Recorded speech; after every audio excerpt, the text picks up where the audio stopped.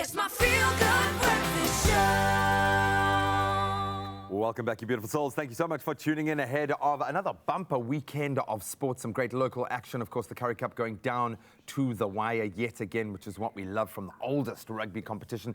Only one round of the league phase left before the playoffs. Pretty tense. PSL action obviously continuing, now up and running fully, and the English Premier League throwing a couple of interesting ones. The top of the table clash with two of the only unbeaten teams in a very early season. I know Liverpool and Arsenal at Anfield is going to be tough. It's going to be tough. And of course, we've got the 2019 US Open all headed our way. That kicks off on Monday. Jeremy Harris, how are you, bud?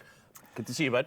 You look great in green, I think, but this is all right as well. I'm missing the Springboks. I'm already suffering from Springbok fatigue, so I need this World Cup to get started as soon as possible. But it has given us a window, obviously, to release a whole lot of Springboks for their Currie Cup action.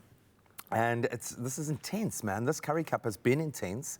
Obviously, a big mandate for all of the franchises and everything to support the Springboks. We know that. But it's taken nothing away. This has actually been one of the best Currie Cups that we've exciting, seen. Absolutely. And nice to see teams like Griquas coming through. And, I mean, I think on their form, I'm hoping that they can go all the way. How good were the Griquas last weekend, 27-23 against a Western Province side that is quite laden with superstars? What is Griquas doing?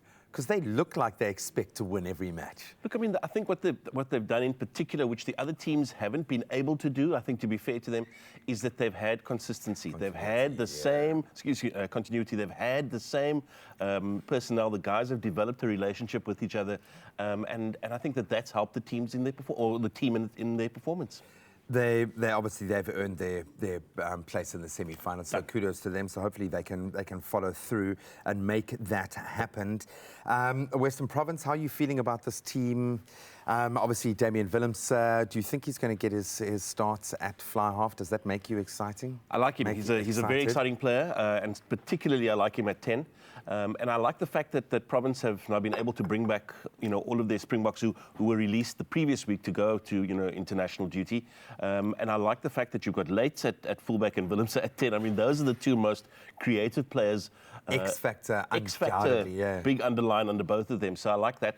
Of course, Wilker Lowe and Scarron Tabeni, also Springboks coming back into the fold. And it's simple for Western Province. They've got to win, preferably with a bonus point, if they're going to have any chance of getting into the semi-final. And then they've still got to hope that either the Lions or the Sharks lose their way a little bit. So obviously the Sharks pulling one over the Lions last weekend. The Lions now full of dread as they face Griquas. Wow. Where are the Lions this season? Because they haven't been that bad, but they haven't gotten those results. Yeah, and I think they've missed out on results when they needed to get them, when you expected them to get them.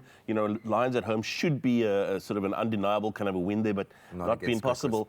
And so now they face the Griquas on Saturday away from home, on in a turf bit of a that is like concrete. Yeah. So, I mean, I think it's going to be a tough assignment for them. And of course, we've also got the Bulls up against the Sharks. Let's now move over to a bit of drama that we were alluding to earlier. Cape Town City, man, come on. Cape Town Stadium, we need to be playing football in that glorious stadium. I mean, I think that's a little bit of an embarrassment for the city of Cape Town that they've got a scenario that goes, it's no surprise. It was no secret that the league was starting on a particular date, that the fixtures were announced, and yet the field is not being prepared and hasn't been ready for the last couple of weeks. Very, very, very frustrating because we love the stadium. We want to see more football there. We've got coming up over the weekend, Black Leopards, Highlands Park, Golden Arrows, Chipper United, Chiefs versus Super Sport United. Game of the weekend. Undoubtedly because of the context of Chiefs, the desperation. They need this now. Yeah, no, and I think the Chiefs will probably come away with a win. I think that there's enough desperation. They've shown it in the way they've played. But Super Sport United have started the season really well, and I mean they've come away with some impressive wins themselves. That, as I say, game of the weekend, and it's a tough one to call. But I think that Kaizer Chiefs will probably just edge it on the basis that they're the home team, as it were. And they're going to need their groundswell of support, so go out there and support. Let's head further afield. English Premier League. Wow. The big one. Only two teams have gone unbeaten, and they happen to be Arsenal, of course, and Liverpool. Anfield's not been a happy place for the Gunners. In fact, but this fixture, I think there's only been 2 goalless draws in the history of the club's kind of running battle. It's going to be tough. I think we're going to get a result. I don't think we're going to see it. We don't think we're going to see a draw. And I think the other thing as well is that Liverpool have also just, They've hit the ground started running, so impressively. yeah. Arsenal, as you say, unbeaten as well. But I think coming up against a team like Liverpool, Jurgen Klopp's side know exactly what they've got to do. They know they need 3 points every game if they're going to get to the top. It's going to be an exciting one, undoubtedly. I think you would be silly to bet against Liverpool, though. We've got Aston Villa up against Everton, Norwich up against Chelsea, Man United, Crystal Palace.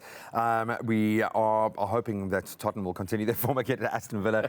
Man City, Tottenham. We've got a Newcastle encounter as well. Newcastle desperately needing to steady the ship again. Then very quickly, US Open. Our top seeds, do you think they're going to walk it? Naomi Osaka, I think, has been one of the most exciting players, but she's dropped off a little bit. Yeah, I mean, she's talking about the fact that, her knee is, she thinks, back to good condition, which is never a good thing to say. I mean, you're either in good nick or you're not. Emphatically, yeah. So that doesn't sound very convincing, but I mean, she's world number one for some reason. She's gone deep in other tournaments leading into the US Open.